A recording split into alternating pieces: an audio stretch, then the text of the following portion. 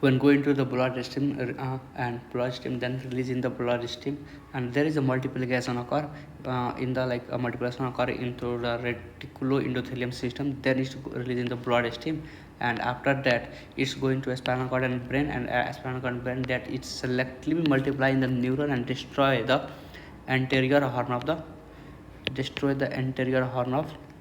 anterior horn of a spinal cord.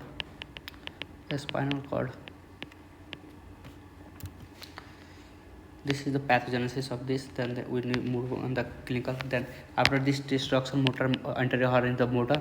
So when the motor destruction occur, then lead to the flaccid paralysis.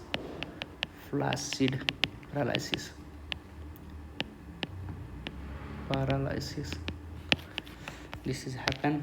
Then in the clinical features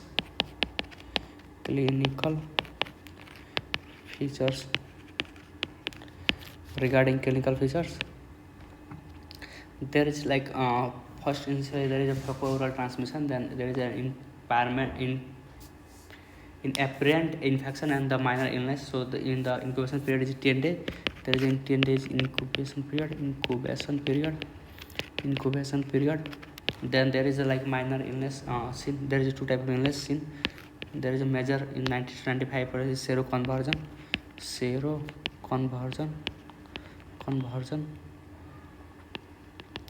90 to 95%, and then there is a 5 to 10%. 5 to 10% is minor illness.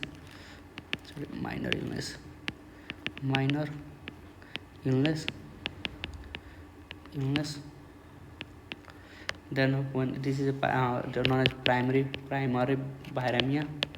Virus is infected the bloodstream.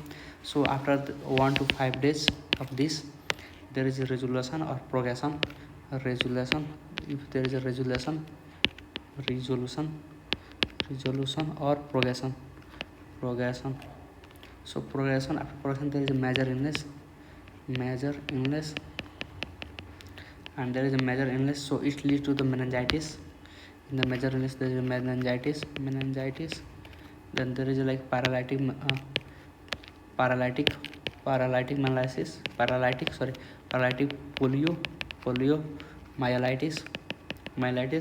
It's come into the recovery phase, recover into 4 to 8 weeks, and then that leads to the residual paralysis. So bearing in the degree, it's vary on the degree, So this is in this phase paralytic poliomyelitis. There is 5 to 10% case of the respiratory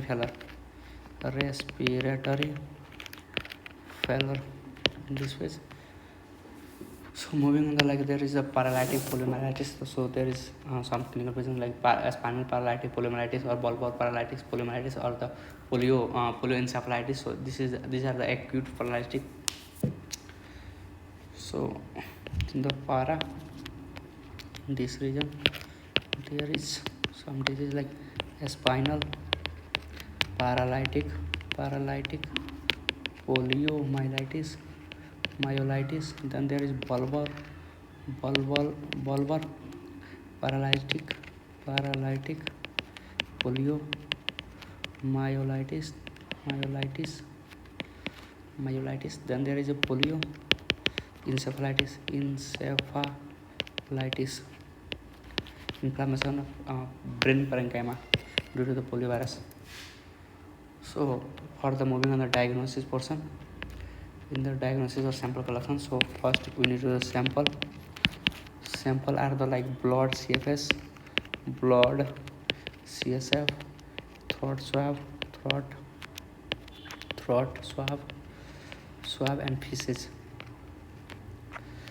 are the sample. So viral isolation, there is a primary parameter in the blood from the feces present in 80% in the case of the in the 1 week, and then the 50% till the 3 weeks, and 25% 6 weeks it is decreases. So initially moving on the topic viral isolation So in this viral isolation there is like primary viremia is blood. We can take blood, then we can isolate from them from feces. There is like decreasing in order, like present 18 percentage case of like first week, and then after that there is 15 percentage till third week, and then there is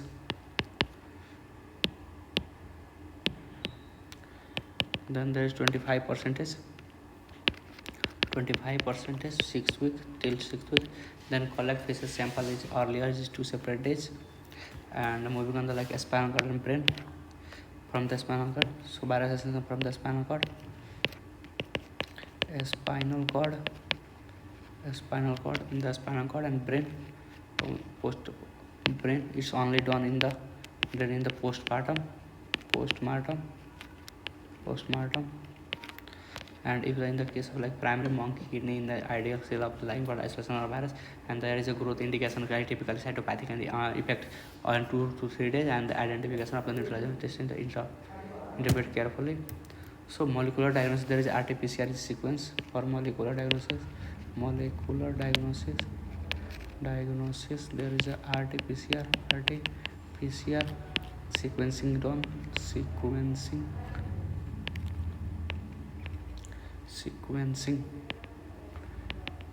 done.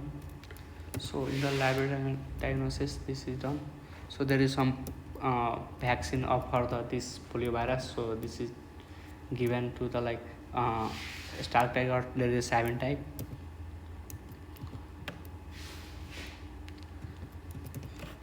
This is regarding all the poliovirus. So I am not going to describe the vaccine.